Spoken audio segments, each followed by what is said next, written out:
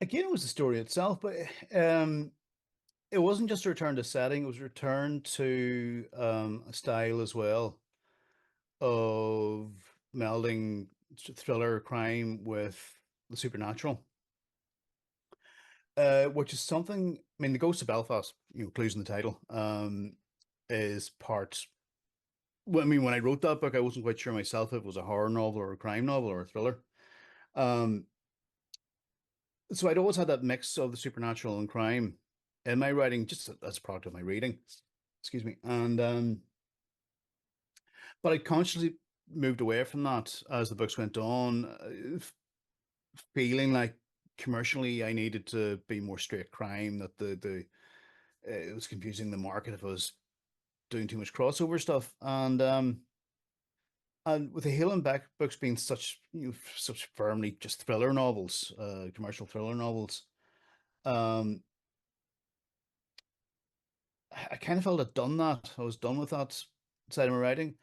And immediately after Hill and Beck, I put out a short story collection. It was published by Soho Press and Bonnie Ar's in the UK, and it had a novella that kind of finished off Jack Lennon's story and could be seen as really as a sequel to Collusion. And you could take Ghost of Belfast Collusion and the novella The Traveller as being almost like a trilogy, if you like.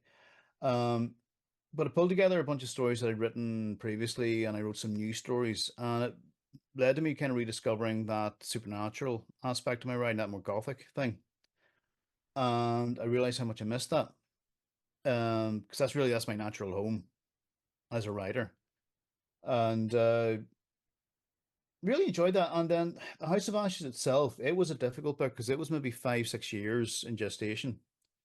Because I'd come on it several times trying to write that book and could never quite find the right angle on it, the right way into it. I knew the setup of the story, I knew who the characters were, I knew basically what was going to happen, but I just couldn't seem to find the right approach to it. Then I read a novel by an old friend of mine, a novel's called Country by a writer called Michael Hughes.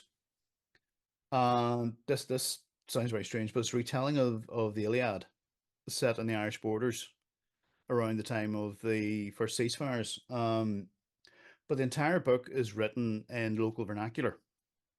Um, some of it's sort of Ulster, mix of Ulster Scots and Irish and English. And I remember reading it and realizing this is what I needed. So I fully hold my hands up and I confess to Michael that I ripped his book off in terms of style. Um, so The House of Ashes is kind of two timelines, 2 points of view.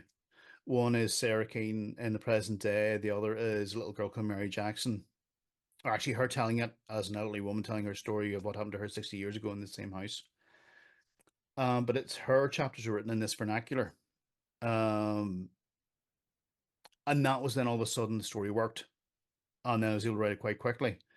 Um, but it's probably the most Northern Irish book I've written, I think. Um, in terms of the setting is, I mean, I'm not actually from Belfast. I'm from outside Belfast, and the setting is more like where I grew up. And the language that Mary uses is very much the language that my mother would have used, my grandparents would have used. And she speaks the way my grandmother spoke. And so it's probably the least commercial book I've ever written. It's the most Northern Irish book I've ever written, and it's a return to the setting and a return to the style and a return to the supernatural aspect of things as well. So for me, it felt like kind of coming back full circle. Blood Like Mine, it's delving further into the supernatural aspect of things. As I said earlier, I grew up reading Stephen King. I was a horror reader first before anything else. And although Blood Like Mine is structured as a thriller, it can be read as a thriller. It could also be read as a horror novel. Um, and it's set in the States again. It's the first book I've written under my own name that's set in the States. And again, like the Heel and Back book, Here and Gone, it was a matter of necessity because it needed the idea of characters being able to disappear into a landscape to be able to go on the run. And I guess I should explain the premise of the book. It opens with a woman called Rebecca Carter and her daughter, who she calls Moonflower, on the run. Uh, we first meet them in the hills above Boulder, Colorado, and then move on through Arizona. And but wherever they go, bodies are left behind. The bodies of men who have been online predators are found, drained of blood, their spinal cord severed. And an FBI agent called Mark Donner is chasing these leads. He's been chasing this killer for 2 years now and finally gets a break when a witness describes having seen this woman in a van close to where one of the bodies was found. So you wind up with kind of a cat and mouse chase between Donner and Rebecca and her daughter, Moonflower. But as they finally collide, we find that there's far more to these killings than appeared on the surface, and there's far more to Moonflower, this little girl, than appeared on the surface.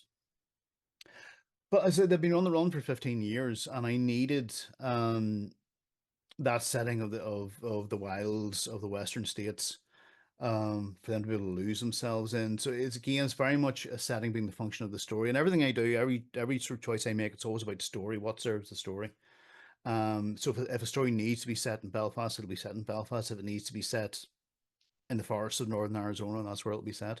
And this is one of those stories that needed that big sky, the big landscape.